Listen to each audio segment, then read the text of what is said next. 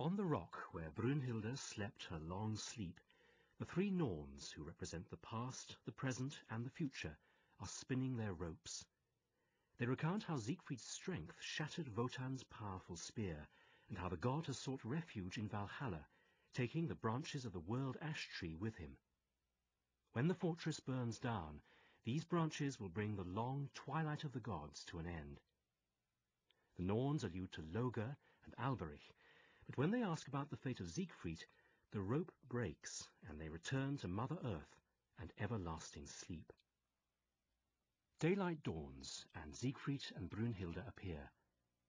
They acknowledge their love, and Siegfried decides to set forth into the world to perform the deeds that befit him as a hero. In a beautiful lover's farewell, Siegfried gives Brunhilde the ring as a token, and she gives him her horse, Grane.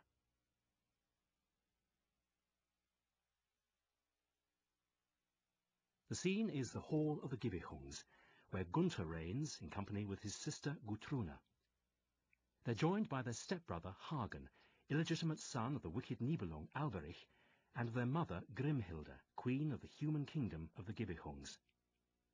Hagen, whose mission is to pursue his father's destructive plans, easily persuades the docile brother and sister that they must marry two eminent people, Brunhilde and Siegfried.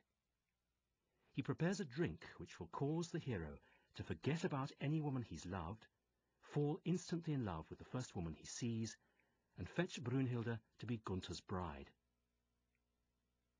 The innocent Siegfried comes sailing down the Rhine in search of the Gibichungs, of whom he's heard much praise. He and Gunther conclude an agreement of brotherly love and mutual dependence.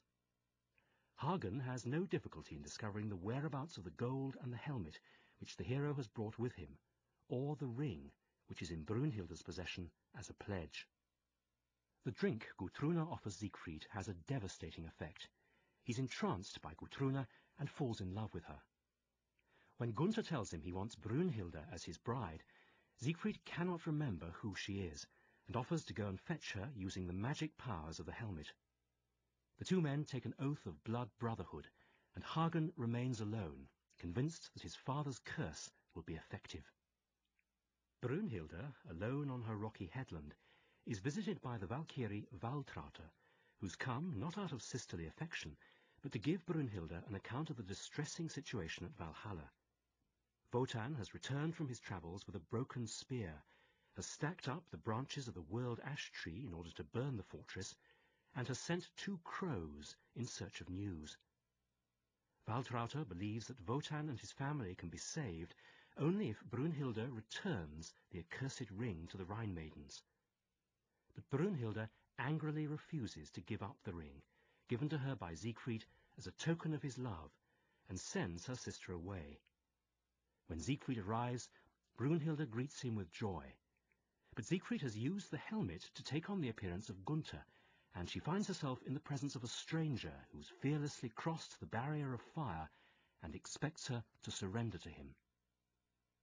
In her despair, she invokes the power of the ring, but the false Gunther wrestles fiercely with her and snatches it away. Then he places the sword Notung between them as a sign of his loyalty to his new brother.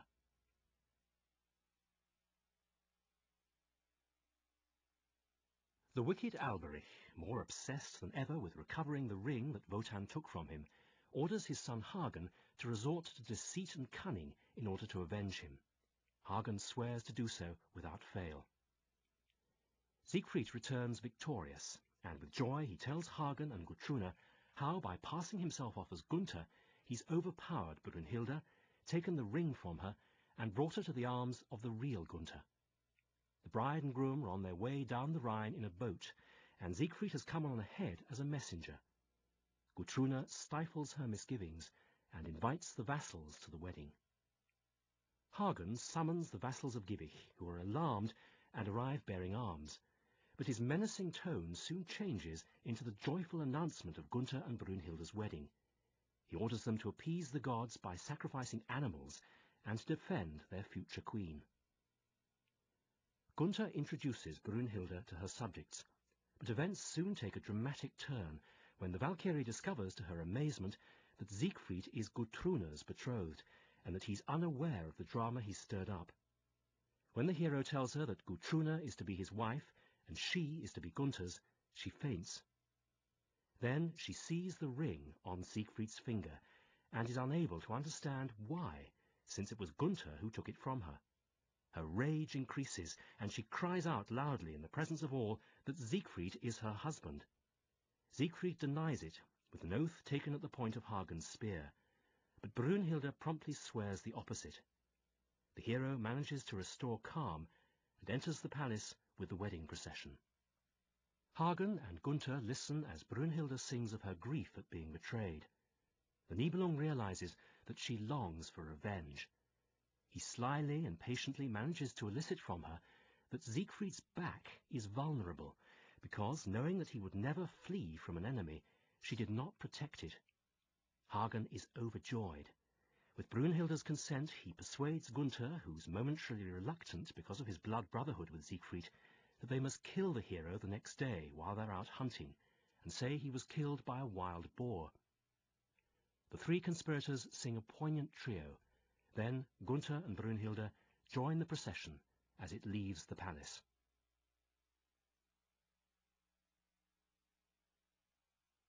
The following day, the hunting expedition is underway. In a clearing in the wood, the three Rhine maidens are trying to persuade Siegfried to return the accursed ring, which will be his downfall. The tone of the conversation is pleasant and playful, however, and the hero, undaunted by the nymph's evil prophecies and threats, retains the ring.